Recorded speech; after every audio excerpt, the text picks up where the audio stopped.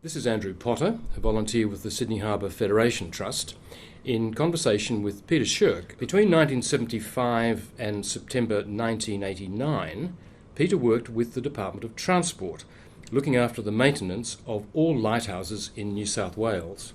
And of course, this included Australia's first lighthouse, the Macquarie Lighthouse, which is now the responsibility of the Sydney Harbour Federation Trust.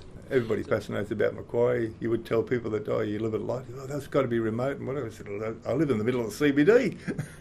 I said, how's that happen? And people become interested. You strike a conversation with somebody and they're fascinated. Yes. I've read that it was considered to be the most powerful light in the world. Actually, it was regarded as the most powerful light in the world because it was one of the first lighthouses to be electrified.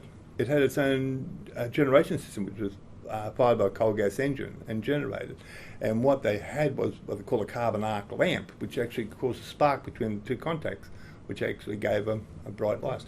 So tell me more about living at the lighthouse. How often were you there? Okay, at Macquarie, there was 4 technicians always lived at the station.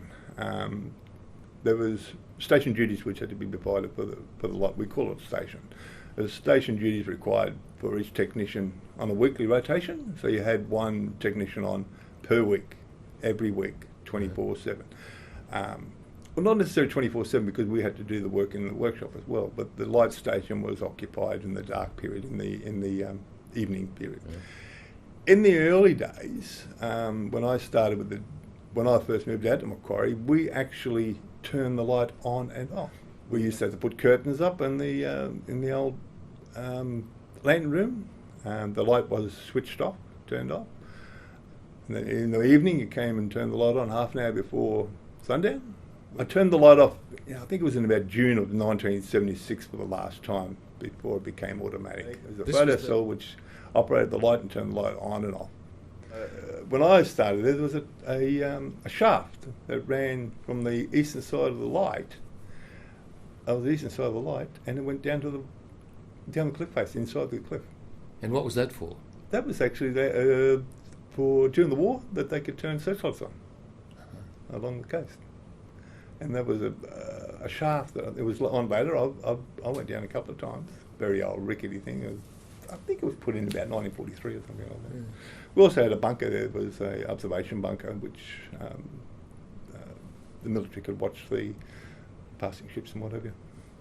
Now, I understand each lighthouse has a particular signal. It's got what they call a character. It's a character. What was Macquarie 2 lighthouse? Flashes every 10 seconds. So the lens rotated once every 20. There's 2 beams of light come out of the lighthouse, out of the lens, and they give you a character of 2 flashes every 10 seconds. So how different would that flash be to the one at Barrenjoey? Barrenjoey is 4 flashes. Each light had a different character. There was no duplication because the mariners had a map which they could work out. Okay, I'm in front of Macquarie, 2 flashes every 10 seconds, Barrenjoey 4 flashes, or it could be Nora Head, or even Cape Barley for that matter, which is a gas light in Botany Bay.